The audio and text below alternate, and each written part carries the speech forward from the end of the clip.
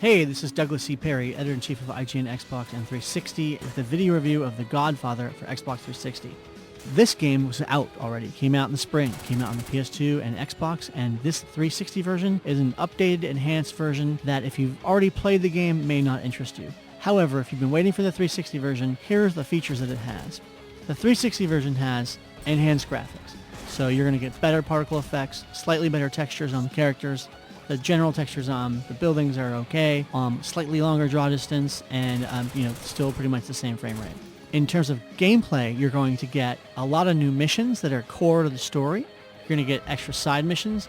You're going to get extra fatality kind of moves, killing moves. You're going to get cops that'll fight with you when you bribe them, and you're going to get probably one of the biggest features is a henchman who will work with you on your harder missions. Aside from these vitals, and there are some little details in there that, you'll see when you play it, this game is essentially the same as it was on the current gen systems.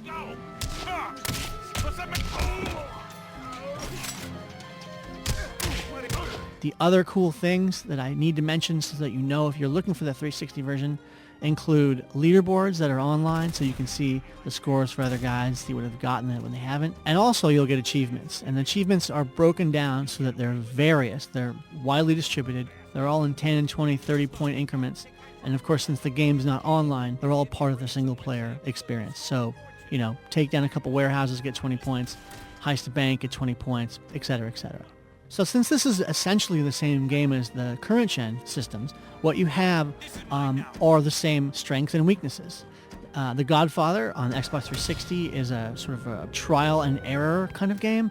It's a big urban mayhem type game like GTA, like True Crime, like Saints Row. And so what you do is you start off linearly, you follow the story of the Godfather, the very first one, and you become a character who's intricately involved in the story of the Corleones as they defend themselves from the other 5 families in New York, and as they build themselves up and eventually take over the city and move to Las Vegas.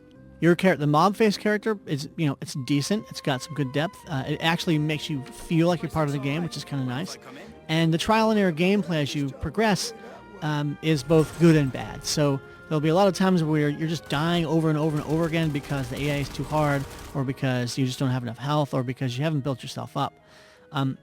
So that's one of the cruxes of the game. Like, you may not like it.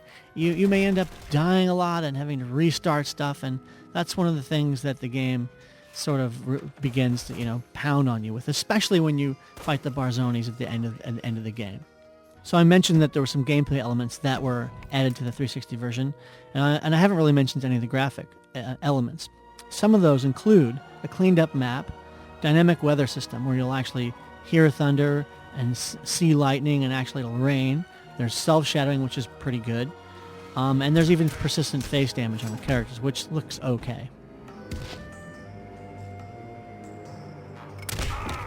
With regard to the game structure, it's still based on the excellent system in which you take over businesses and break up rackets.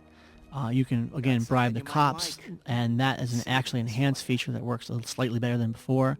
It's still a pretty big city. There are 5 boroughs that you'll have to take over, and you'll still be able to beat the game in about 15 to 20 hours, the main story that is, and then continue to explore throughout the rest of the world, which should take about 50, because it's really quite a big game.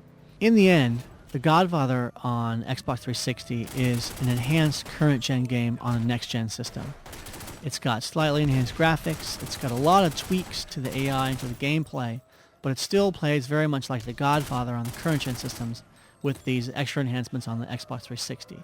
And if you bought an Xbox 360 and you're expecting a next-gen experience, this is on par. It's just not pushing any boundaries. I think, we gave it a 7.9. We think it's a fun experience. It's a good game. It's not a great game, and it's not one of those games that you're going to show off to your friends when you say, hey, look at this great new HD Xbox 360 next-gen experience. Mambo, mambo italiano, mambo, mambo italiano.